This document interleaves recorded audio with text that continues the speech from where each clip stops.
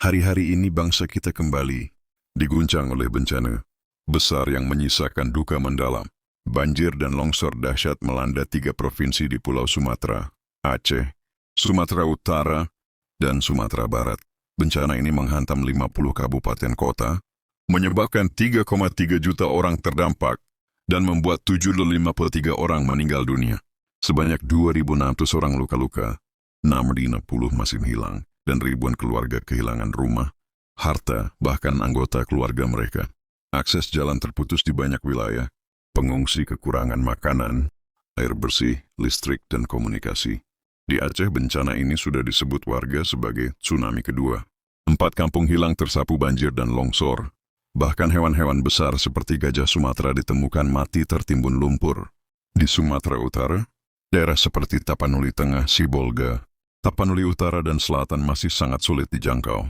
Di Sumatera Barat, banyak keluarga masih menangis mencari anggota keluarga yang hilang. Pemerintah mengerahkan bantuan melalui jalur darat, udara, dan laut. Namun karena luasnya wilayah dan beratnya kerusakan, masih banyak korban yang belum tersentuh bantuan. Para pakar menilai bahwa ini bukan sekadar bencana biasa, tetapi krisis ekologis besar, dari hulu sampai hilir yang membuat masyarakat tidak memiliki tempat yang benar-benar aman. Dan hari-hari ini kita juga mendengar prediksi bahwa Jakarta terancam banjir rob besar dalam waktu yang tidak lama lagi. Saudara, semua ini mengingatkan kita bahwa bumi ini semakin rapuh dan tidak ada tempat yang betul-betul aman. Di tengah keadaan seperti ini, firman Tuhan berkata, Allah itu bagi kita tempat perlindungan dan kekuatan, penolong yang selalu ada dalam kesesakan. Mazmur 46 ayat 2. Dan juga, nama Tuhan adalah menara yang kuat. Kesanalah orang benar berlari dan ia menjadi selamat. Amsal 18 ayat 10. Saudara, ketika dunia menjadi tidak aman, anak Tuhan punya tempat berlindung yang tidak bisa digoncangkan, yaitu Tuhan sendiri. Yang pertama, dunia ini tidak memberi jaminan keamanan. Banjir besar yang melanda Sumatera menunjukkan bahwa alam dapat berubah dalam satu malam. Rumah yang kita bangun selama puluhan tahun bisa hilang dalam hitungan menit. Akses jalan bisa terputus, listrik padam, air bersih menghilang, dan ribuan orang menjadi pengungsi dalam waktu sangat singkat. Kerusakan dari hulu hingga hilir membuat para ahli berkata, kita tidak lagi memiliki tempat yang aman ketika bencana datang. Saudara, inilah kenyataan dunia akhir zaman. Yesus sudah memperingatkan, di dunia kamu menderita kesesakan. Tetapi kuatkanlah hatimu, aku telah mengalahkan dunia. Yohanes 16 ayat 33. Dunia ini tidak stabil. Alam semakin rusak. Musim semakin tidak menentu. Tetapi bagi anak-anak Tuhan, kita tidak perlu takut, sebab Tuhan adalah tempat perlindungan kita. Yang kedua, tempat paling aman bagi anak Tuhan adalah dekat dengan Tuhan. Ketika bencana terjadi, manusia mulai menyadari bahwa rumah tidak cukup kuat untuk menjadi benteng, harta tidak bisa menyelamatkan, teknologi tidak selalu bisa membantu, bahkan pemerintah pun terbatas. Tetapi ada satu tempat yang tidak pernah gagal, hadirat Tuhan. Amsal 12 ayat 10 berkata, nama Tuhan adalah menara yang kuat. Sepanjang hidup ini tidak ada tempat yang lebih aman daripada berdoa, membangun hubungan pribadi dengan Tuhan, hidup dalam kekudusan, berjalan dalam pertobatan, dan tinggal dekat dengan hati Tuhan. Karena dunia semakin menggelap, tetapi Tuhan tetap menjadi terang kita yang tidak pernah padam. Yang ketiga, bagi mereka yang terdampak bencana, Tuhan tidak meninggalkan Anda. Bagi saudara-saudara kami di Aceh, Sumatera Utara, dan Sumatera Barat, yang kehilangan rumah, kehilangan keluarga, kehilangan harapan, Tuhan melihat air mata kalian. Mazmur 34 ayat 19 berkata, Tuhan dekat kepada orang-orang yang patah hati. Tuhan ada di tengah tangisan kalian. Tuhan akan memulihkan. Tuhan akan membuka jalan bagi pertolongan. Tidak ada situasi yang terlalu gelap sehingga Tuhan tidak bisa menerangi. Tidak ada luka yang terlalu dalam sehingga Tuhan tidak bisa menyembuhkan. Dan yang terakhir, keempat, bagi kita yang tidak terdampak, jangan lengah, tetaplah berjaga-jaga.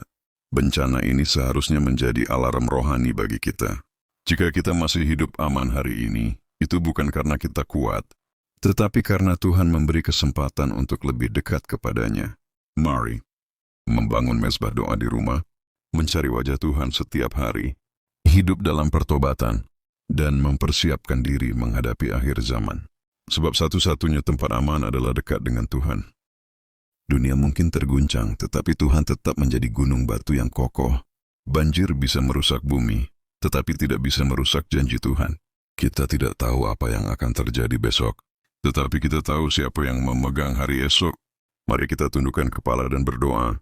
Bapa di surga, pada hari ini kami datang merendahkan diri di hadapan-Mu, membawa bangsa kami dan saudara-saudara kami yang sedang menderita karena banjir dan longsor di Sumatera. Kami berdoa bagi mereka yang terdampak. Tuhan, jamahlah setiap hati yang hancur. Tolong keluarga yang kehilangan orang yang mereka kasihi. Tolong temukan mereka yang masih hilang. Pulihkan rumah-rumah yang rusak. Pulihkan kehidupan yang luluh lantak. Dan bangkitkan semangat baru bagi para pengungsi yang sedang berjuang. Buka pintu bantuan. Percepat evakuasi. Kuatkan tubuh mereka, kuatkan jiwa mereka, kuatkan iman mereka. Lindungi mereka dari penyakit, ketakutan, dan keputusasaan. Biarlah damai dan penghiburan dari Engkau turun atas mereka. Kami juga berdoa bagi kami yang tidak terdampak.